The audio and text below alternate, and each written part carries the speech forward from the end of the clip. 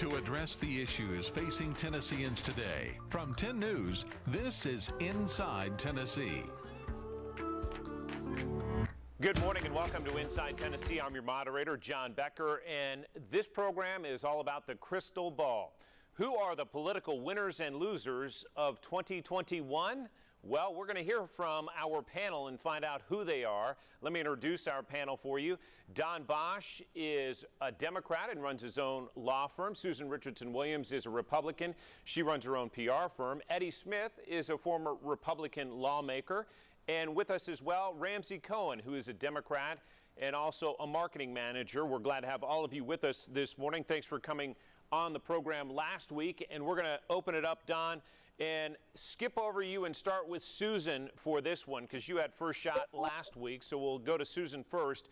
Your political winner of 2021, your Karnak hat is on. Susan, the floor is yours. At the local level, I should say. All right.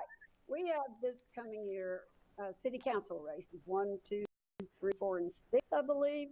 And I'm gonna say that if the Democrat Socialist Party, who have been very active in getting members elected to the city council, if they continue their ground game, they continue running candidates and getting folks out knocking on doors, they may very well pick up another seat in the council. Now, there's a good bit of angst going on among Republicans, as you can imagine. And I think it's time for us to step up and pay attention to city elections, not just county. So I think there's some potential there for them, for both sides, let's just say that, to get much more engaged.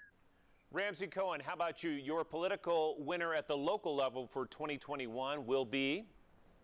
I think it's going to be, and this is the opposite of Eddie's local loser, I believe, but I think Larson J. I would actually, while I think there are a couple of issues you could point to that he's had, I think he's done a phenomenal job of leading county commission and finding ways to work together to find solutions.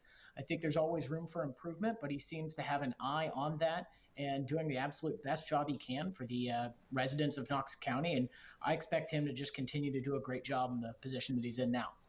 Eddie Smith, let's flip it to you, your local political winner in 2021. And I think it's going to depend on some finances. But if everything holds true like they are right now, I think Mayor Kincannon and Mayor Jacobs will both come out as winners, having guided both the city and county through the pandemic and really be in great financial footing moving forward. Don Bosch, how about you? You're a winner at the local level. Well, I guess if Susan said something nice about Democrats, I'm going to surprise everybody and say something nice about a Republican. While I was critical of some of the things in 2020, I think Glenn Jacobs in 2021, and for one particular reason, near and dear to my heart, are Parks and Rec. Parks and Rec, no pun intended, have been a wreck this year with the firing of their director and other problems.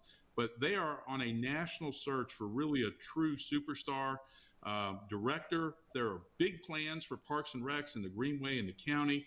And given our last mayor and mayor now Congressman Tim Burchett's sort of reluctance and reticence to do anything that involved monies in the park, I'm really impressed with what I'm hearing out of the mayor's office. And I think this will be Glenn Jacobs' year to make a transformational jump in our parks and recreation for our community in Knox County. Don, let's stick with you and hear about your political loser of 2021. Again, it's a prediction. It is a prediction, and this was one of the toughest choices I had to make, but I'm going to go with County Commissioner Kyle Ward. I remember when he and Todd Frohmeyer were on our show, and I made the comment that I think that our community will be well served by whoever's elected. I have been terribly disappointed in watching the maturation of Kyle Ward as a county commissioner and what appears to be just bought and sold by the development industry and really anti-health board and some things that have really disappointed me. And somebody I thought had a lot of sense and reason, a Republican more along the lines of Larson J., not more along the lines of, to be real candid, somebody like a Donald Trump. May not be there, but so I don't know that it's going to get a lot better, but we are in a Republican county, so we will see. Eddie, your take on who will be the political loser at the local level in 2021? And again, all things holding consistent. If, without President Trump as the boogeyman, will the coalitions that all had surges the last couple of years hold true, especially as we move into the city elections? If those fall apart, then you could see a couple of people such as Seema Singh Perez could lose. Lauren Ryder could be in trouble, again, if those coalitions don't hold together. So I think it's just going to be worth watching there. Ramsey, how about you? Yeah, mine's actually the same as Dawn's. I think Kyle Ward is going to, this time next year, we'll be looking back and reflecting on some major missteps that he's made throughout the year. I think the way he has approached the rhetoric of being a leader is discouraging at best, and his flagrant ignoring of science and facts and reason is problematic at best moving forward, and I just don't see it improving in 21. Susan, you get the last word in this block. Well, I'm going to say the loser for next year is anyone who refuses to take the COVID vaccine when it gets here.